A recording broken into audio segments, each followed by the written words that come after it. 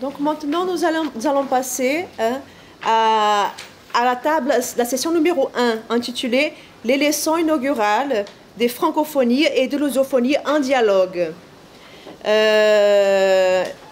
Pour cette session numéro 1, nous avons deux intervenants, M. Étienne Damom et Mme Maria-Thérèse Salgado, qui est avec nous en distanciel, qui fera donc sa communication en distanciel. Bonjour à tous. Je vais donc modérer cette session qui porte sur les leçons inaugurales des francophonies et des lusophonies en dialogue. Dans cette session, je rigole parce qu'il y a Clément qui me fait des clins d'œil pour me distraire. Il y a donc deux personnes qui vont passer ici et faire des exposés. Il s'agit d'abord d'Étienne Damom. Alors, Étienne Damom est professeur des universités en sciences de l'information et de la communication. Il est titulaire de la chaire UNESCO pratique émergente en technologie et communication pour le développement. Et il est actuellement directeur de l'UFR Sciences des territoires et de la communication. Il est également membre du MICA, dont il a dirigé pendant longtemps l'équipe, alors c'est une équipe qui s'appelle Médias, Société et Culturelle, plutôt et Culture. Ses travaux portent sur les médias et le journalisme en Afrique et qu'il analyse sous l'angle sociopolitique et celui des représentations.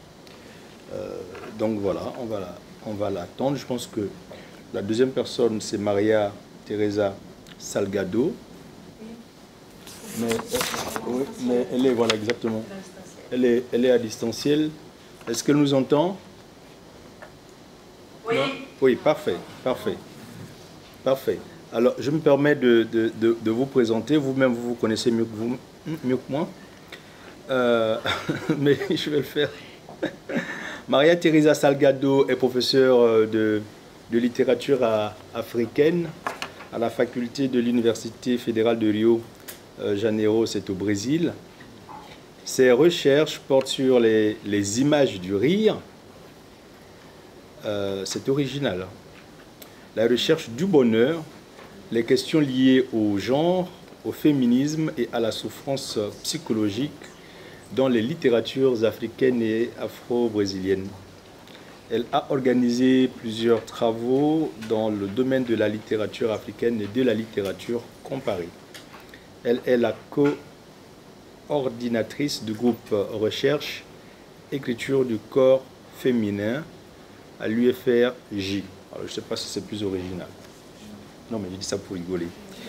On va donc appeler le collègue professeur Étienne Damom. Oui, qu'est-ce qu'il y a?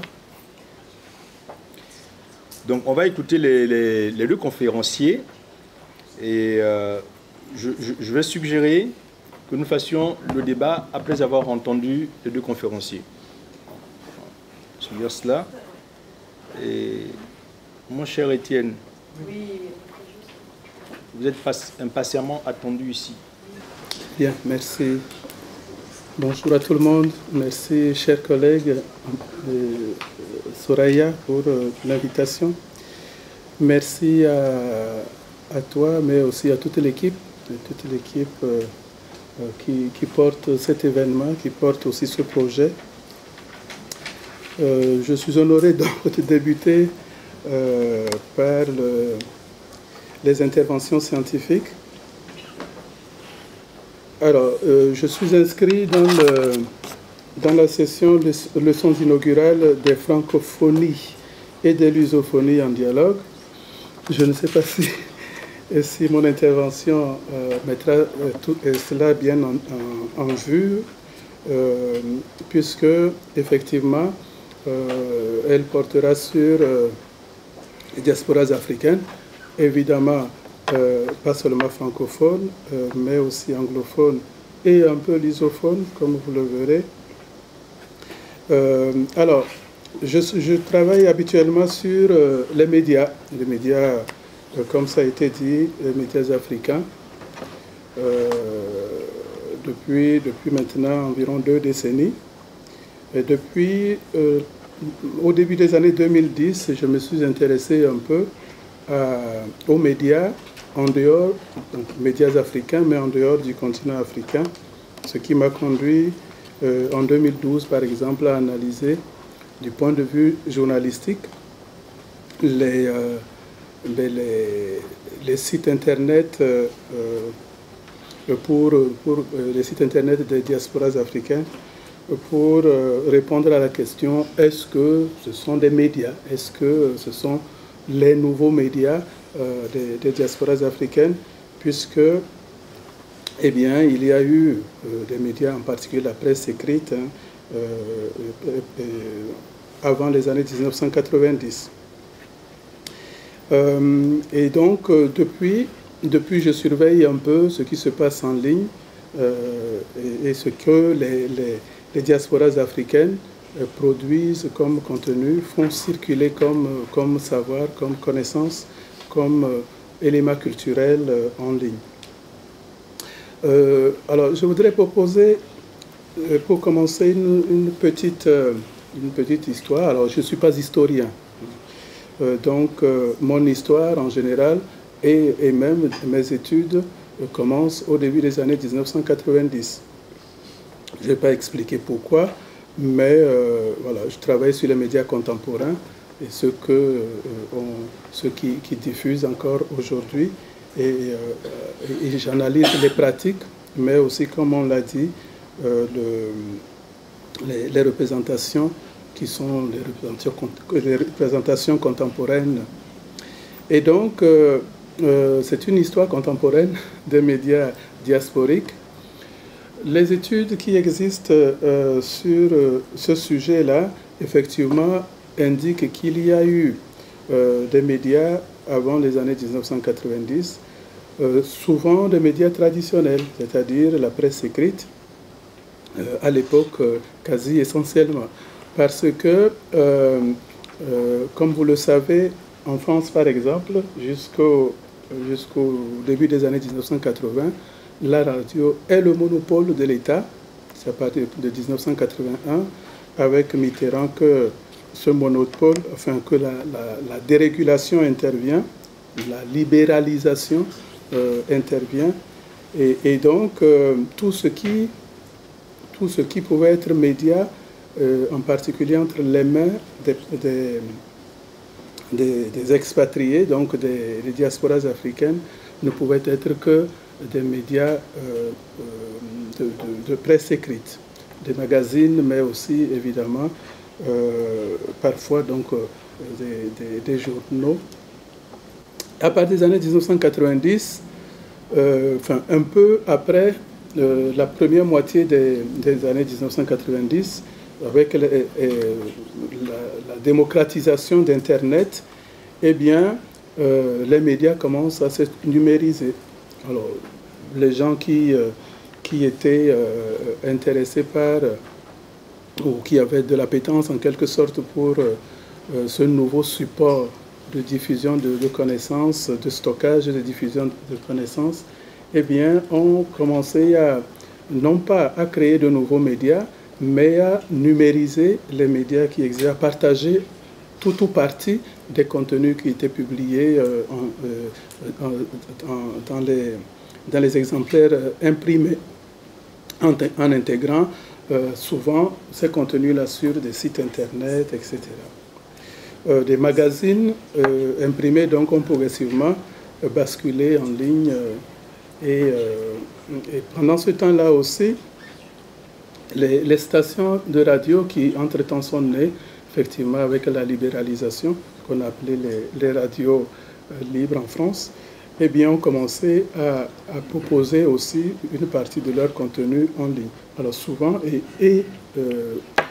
on découvre aujourd'hui le podcast, mais le podcast, en fait, existe bien avant le nom et bien avant la technologie de production de podcast, puisque on pouvait mettre effectivement déjà, au cours de la deuxième moitié des années 1990, des contenus stockés en replay, bien évidemment, à la demande souvent des auditeurs qui voulaient réécouter une émission qui était passée déjà. Et puis, la télévision aussi a fait son apparition dans l'espace, dans les médias diasporiques. Alors, offerte par Canal, mais aussi, alors on connaît un certain nombre de télévisions africaines de ces années-là, qui passent par des canaux satellitaires, bien évidemment, mais qui sont proposés aussi, comme je l'ai dit à propos de la radio, en replay, quelques émissions comme ça, en replay sur Internet. Alors, ces plateformes-là, enfin, ces dispositifs ont été enrichis à partir des années 2000, grâce à l'apparition, en quelque sorte, ou l'émergence des nouvelles technologies, des nouveaux moyens de diffusion et la transformation du web, permettant désormais une plus grande démocratisation de production, de diffusion, d'échange des contenus, eh bien, des blogs, mais aussi des plateformes de réseaux sociaux vont émerger et vont, alors non pas remplacer les médias précédents, mais donner une seconde vie à ces médias-là, puisque, effectivement, en plus de leur support premier de diffusion, les médias vont emprunter aussi ces canaux avec des pages Facebook, par exemple, des contenus YouTube, etc. Alors, les médias sociaux vont devenir progressivement les outils les plus utilisés. Évidemment, parce que la tendance générale n'est pas que diasporique, mais on ne trouvera plus un média qui n'a pas sa page Facebook, en plus souvent du site Internet. Et progressivement, d'ailleurs, les sites Internet vont être un peu abandonnés au profit des pages Facebook, avec la possibilité que cela donne effectivement de gérer une communauté médiatique, c'est-à-dire interagir avec les publics pour recréer un peu la communauté autour de ces médias-là. Mais avec le développement donc, du numérique, évidemment, il va, troisième étape, ou quatrième si vous voulez, étape de l'apparition des médias diasporiques, eh bien, on va voir fleurir des médias qui n'ont plus d'existence qu'en ligne. Ce qu'on appelle les pure players.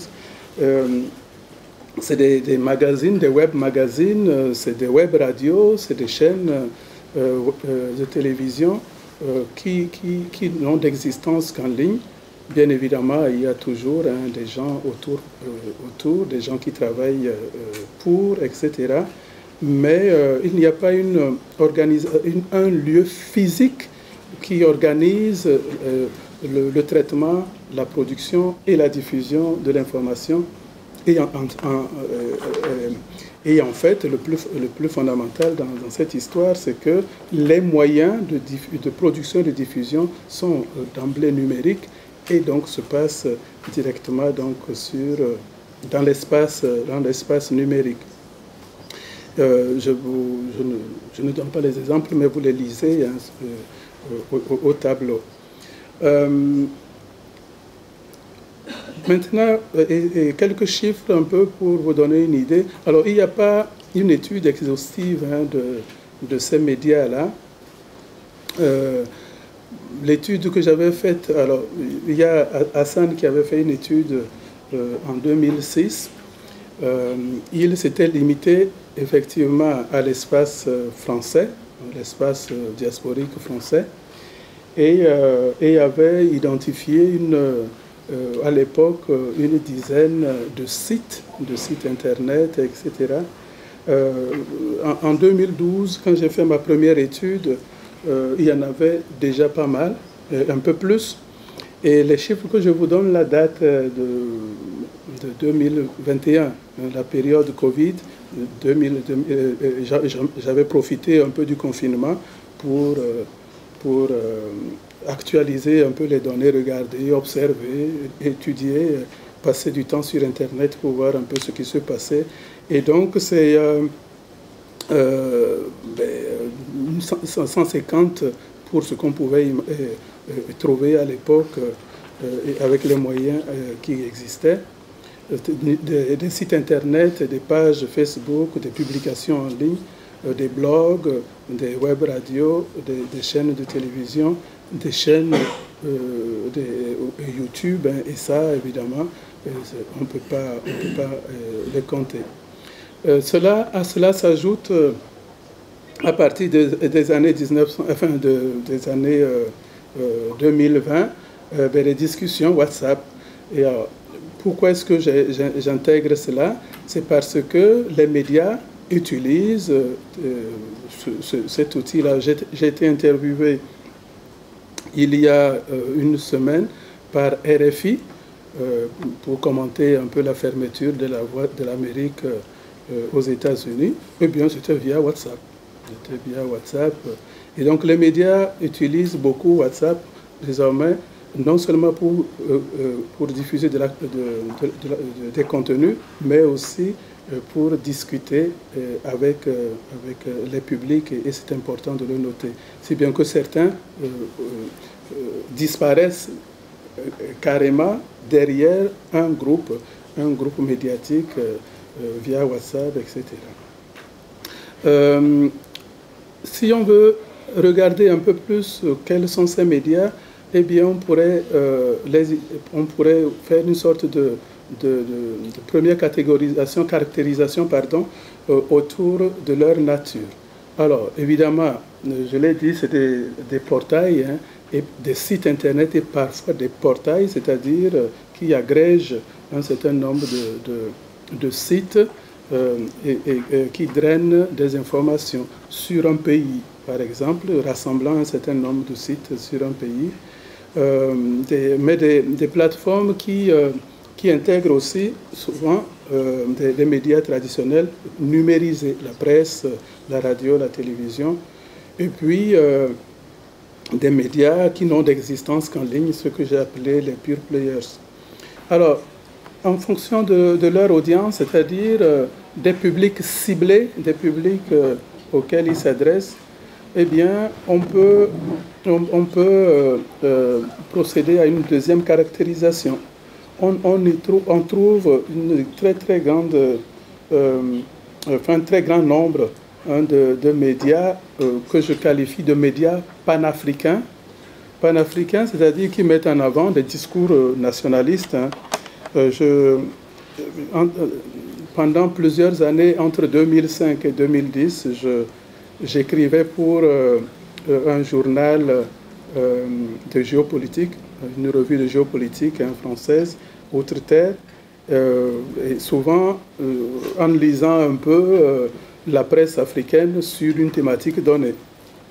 Et donc, je me suis rendu compte depuis cette époque-là que parmi la diaspora, il y a, que la diaspora est un moteur de production de discours panafricains, de mobilisation autour du continent et de ses valeurs, de ses problématiques, de son actualité aussi. Donc des médias qui se positionnent d'emblée comme parlant à tous les Africains et pas seulement aux communautés auxquelles ils appartiennent ou aux communautés d'origine qui produisent ces médias-là. Voilà, ils mobilisent un peu le public autour donc des enjeux politiques, démocratiques, des enjeux culturels, etc., ou de développement. Vous avez des exemples projetés. Mais aussi des médias communautaires, et ça s'entend, hein, puisque souvent derrière, il y a des associations d'origine, hein, etc., qui produisent des contenus. Les pages Facebook, par exemple, sont souvent portées par des associations de ce type-là. Je vous en donne aussi quelques exemples. Du point de vue juridique, eh bien, il y a deux catégories essentiellement des institutions, les médias portés par des institutions. Institutions au sens large du terme, hein. Une association est une institution, une entreprise est une association, est une institution, etc., etc. Et donc, des groupes politiques, puisqu'il y en a aussi qui portent des médias, et bien évidemment, donc, ce sont des médias à vocation communautaire en général, mais qui peuvent être à vocation professionnelle, politique, culturelle, sociale. À côté donc de cette catégorie de médias portés par des institutions, il y a des médias plus personnels, c'est-à-dire quand on cherche à voir un peu qui sont les acteurs, on voit derrière qu'il y a un individu, parfois deux ou trois, mais sans revendiquer une association, en tout cas de type loi 1901 en France. Alors, en général, voilà, ils diffusent des contenus en leur nom propre, en utilisant un peu l'identité personnelle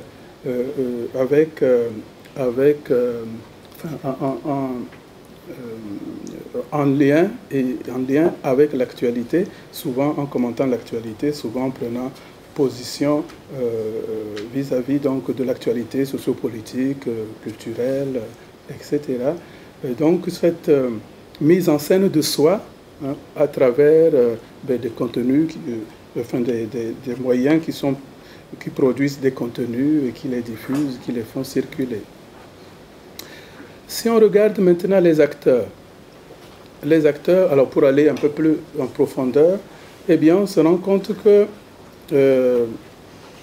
les promoteurs des médias sont souvent des individus ou des entités juridiques, c'est-à-dire des personnes morales, bien évidemment, qui dépendent de l'économie numérique et de la réappropriation du paradigme néolibéral, hein, parce que, en général, en dehors des pages Facebook, ne crée pas un média qui le veut. Il faut avoir un peu de moyens. Et puis surtout, si on a un peu de moyens et qu'il n'y a pas d'entrée d'argent, eh bien le média risque de s'arrêter sans pouvoir subsister longtemps. Et donc, évidemment, l'économie des médias diasporiques se situe très clairement. Alors, bien évidemment, je le dis en excluant en partie les médias portés par les associations, mais la majorité des médias personnels, mais aussi des entreprises, comme je le dirai tout à l'heure, ou même des groupes politiques, eh bien, ces médias-là s'insèrent très clairement, hein, dans les paradigmes néolibéraux, parce que, évidemment, la plupart des portails d'information, sites d'information, proposent des rubriques qui appellent au partenariat financier, qui développent des partenariats avec des entreprises commerciales, avec des pôles d'affaires, etc.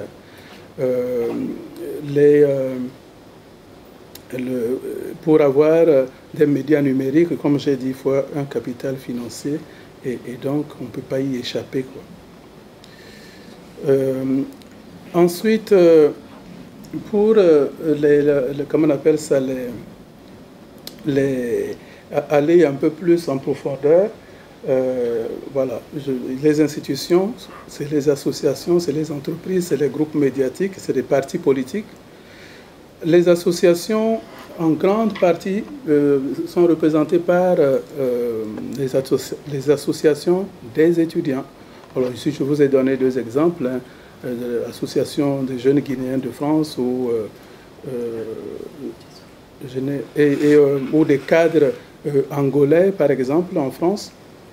Mais c'est des centaines, sinon des milliers d'associations, et avec souvent un outil de production, d'identification sur Internet, qui comporte aussi des contenus qui circulent, etc., ne serait-ce que pour présenter l'association, pour dire ses objectifs, mais aussi pour mettre des contenus à destination des membres et en général, comment on appelle ça, ne serait-ce que la préfecture qui autorise ces associations-là d'avoir des contenus prouvant qu'ils existent, qu'elles fonctionnent. Ensuite, alors, je vous donne quelques exemples ici, hein, aussi d'associations panafricaines plutôt, comme Africulture, ou la Ligue de défense noire africaine, ou les associations de juristes et avocats ivoiriens de France. Pour le coup, c'est un pays. Mais voilà, on a des associations comme ça qui sont constituées et qui portent des médias. Des groupes politiques, alors vous me direz, dans la diaspora, oui, parce que, alors il y a deux raisons à cela. Les diasporas africaines, peut-être toutes les diasporas font pareil, participent à la vie sociopolitique de leur pays, à distance certes, mais quand même. Et donc, alors, il y a eu pas mal d'études, hein, par exemple sur l'Éthiopie, sur la Namibie, sur un certain nombre sur le Nigeria aussi, sur la place importante de la diaspora dans les débats politiques. Et donc, les médias, de ce point de vue-là, les diasporas participent en produisant des contenus destinés, bien évidemment, à informer leurs compatriotes en diaspora, mais également, souvent, en pensant aux lecteurs locaux, à ceux qui sont restés au pays pour pouvoir, effectivement, espérer induire du changement, produire du changement, soit de mentalité, ou alors induire des choix politiques. Quelques exemples, comme je vous les montre. Des groupes de presse, c'est-à-dire, c'est des groupes de presse rassemblant à la fois la presse écrite, souvent aussi la presse audiovisuelle, et qui se sont développés, par exemple, IC Publications, qui est, je le lis en français, mais c'est en anglais, qui est basé à Londres, mais qui a une succursale à Paris, qui publie un certain nombre de magazines comme Femmes africaines, African Business, etc., ça a été fondé par Afif Ben Yedder, et qui aujourd'hui est l'un des groupes médiatiques donc les plus importants. 8 minutes? D'accord, ça va suffire. Les entreprises privées, c'est des IK Business, par exemple, qui est enregistré à Bamako, possède évidemment la Diaspora Action, que vous connaissez sans doute, .com. C'est une plateforme qui produit et qui diffuse de l'information autour des activités de la diaspora malienne, mais pas que, puisque effectivement diasporaaction.com produit des contenus et s'adresse à tous les Africains de France et de la diaspora francophone. LLB Afrique aussi, c'est pareil, qui est basé ici à Paris, diffusent des contenus à destination des décideurs africains, mais aussi à tous ceux qui sont intéressés par le marché africain, qu'ils soient de la diaspora ou qu'ils soient des entrepreneurs occidentaux des pays du Nord ou des Nord. Des individus aussi, des personnes, je l'avais évoqué, je vous donne ici quelques exemples. En gros, c'est des entrepreneurs indépendants qui allient image personnelle, je l'avais évoqué, le positionnement communautaire, et qui jouent sur ces deux plans-là, permettant un peu, effectivement, souvent, de valoriser une dimension, soit la culture africaine, soit l'entrepreneuriat, mais aussi des gens qui, effectivement, vont soutenir un combat politique avec le recul qu'ils ont souvent, les membres de la diaspora. Ils ont un regard qui peut contraster avec ce qui se passe directement sur le terrain. Alors, les pratiques... alors, je vais maintenant passer du côté des publics, c'est-à-dire de la communauté diasporique, pas seulement de ceux qui produisent, enfin, plus du point de vue de ceux qui produisent et diffusent ces contenus, mais du point de vue des publics. Parce que je fais partie de ceux qui, aujourd'hui, ont décidé d'analyser les médias aussi à partir de leur public, en particulier quand nous voulons analyser les contenus diffusés, plutôt que de dire les médias produisent telle information, enfin tel contenu, et les diffusent. Eh bien, nous regardons effectivement à partir de la consommation des publics, mais aussi des dynamiques de réception et de post-réception, ce qui est produit et diffusé. Donc nous remontons aux médias à travers le canal un peu comme ce qu'avait fait Joss dans les années 1970, dans le milieu de la littérature, non plus étudier les œuvres par les auteurs, mais par le lectorat, par les lecteurs. Donc ici, c'est la place du récepteur, en quelque sorte, des médias qui m'intéresse. Et de ce point de vue-là, eh bien, on se rend compte que l'objectif principal des diasporas, des membres de la diaspora, eh bien, c'est de rester informés, mais parfois aussi de participer à la vie sociale et politique du pays d'origine. Être informé de ce qui se passe là-bas, mais aussi le désir d'y participer. Et donc, à partir de cela, eh bien, les contenus produits par les médias essayent de répondre à ces objectifs-là, à ces attentes. Cela dit, une nuance une nuance générationnelle entre les besoins et les attentes. Les générations les plus âgées, même si aujourd'hui elles sont aussi bien connectées que les plus jeunes, eh bien, ces anciens-là restent attachés un peu aux traditions, en consommant des contenus en langue natale quand ça existe, en regardant plus la télé, en écoutant plus la radio, et puis en essayant donc de se nourrir de l'actualité de leur pays, comme s'ils étaient plus attachés que les plus jeunes à l'actualité du pays. Les générations plus jeunes, évidemment, utilisent des sources, ces sources-là aussi, mais plus si on les interroge, plus les sources locales, c'est-à-dire des pays où ils se situent.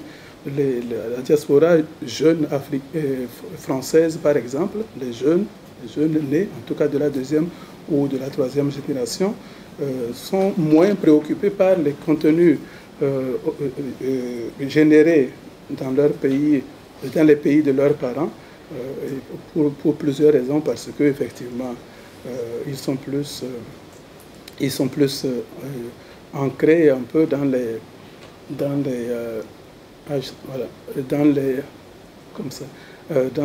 les préoccupations quotidiennes qui les entourent, dont ils entendent parler à l'école, avec des copains, etc. etc. Mais sans oublier, effectivement, sans laisser totalement de côté les contenus produits dans les pays d'origine, puisqu'ils en discutent aussi avec les parents et s'informent de cette façon-là. Les thèmes dominants, donc je reviens à la fois, ici c'est un mixte entre la production et la réception. C'est souvent, comment on appelle ça, alors je vais aller directement à cela pour gagner du temps. Les thèmes dominants sont autour de 3 fonctions principales, on va dire 4, 3 fonctions principales, mais il y a une 4e. Vous savez donc, les fonctions, la fonction c'est un peu une notion utilisée, un prisme, un paradigme utilisé en sociologie, au départ par les sociologues, maintenant d'autres disciplines aussi, pour rendre compte de ce qui est vital pour par exemple, une société. Et une fonction sociale, c'est quelque chose de quasiment biologique, ce qui manquerait à une société si cela n'existait pas. Par exemple, pour prendre l'exemple biologique, le cœur a une fonction, les poumons ont une fonction, etc. Et donc, si cela manque, évidemment, ce serait la mort de l'individu. Et c'est pareil, et je finis avec ça. Première fonction, c'est informer sur l'actualité des pays d'origine. Je l'ai dit, ça c'est la fonction informative. Là, c'est vraiment informer pour que la communauté puisse exister, interagir. La communauté n'existe que quand elle peut interagir, quand elle peut partager l'information, discuter, dialoguer. Renforcer les liens sociaux entre les migrants dans leur pays d'accueil, bien évidemment. Donc ça, c'est une fonction éminemment sociale qui contribue à construire et à maintenir les liens communautaires en offrant des ressources, mais aussi mais en tablant sur l'identité. Et puis informer, et c'est ça le plus important de mon point de vue, informer les pays d'accueil sur les préoccupations de la diaspora.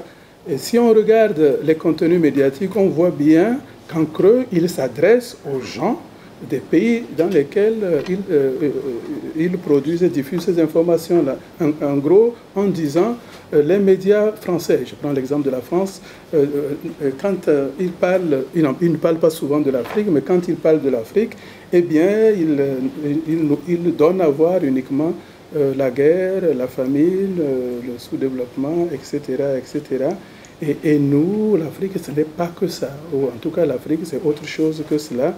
Et donc, cette idée qu'on a l'obligation d'informer de façon plus juste, de donner à voir autre chose que ce qu'on voit dans les médias habituellement. Et dernière fonction, qui n'est pas souvent mise en avant, c'est un peu, on le voit dans Africa 24, mais aussi d'autres chaînes de télévision, l'idée de vouloir induire du changement sur place, sur le plan politique, sur le plan du développement socio-culturel et économique. Donc intervenir même sur le plan politique, évidemment, pour participer à la construction de la démocratie. Voilà. J'allais finir en vous disant, ces médias-là se nourrissent d'un certain nombre de sources d'influence. Alors, c'est à la fois des organisations, mais c'est aussi des individus. Par exemple, OFAD et FADAF est une sorte de groupe d'intellectuels qui travaillent les notions d'autonomisation de la femme et des jeunes Africains Forum et EDAF promeuvent en quelque sorte des projets de co-développement de l'Afrique, etc. L'Afrique des idées, une sorte de think tank qui existe, et puis des individus qui peuvent promouvoir, par exemple, l'entrepreneuriat, l'activisme politique ou la diplomatie diasporique.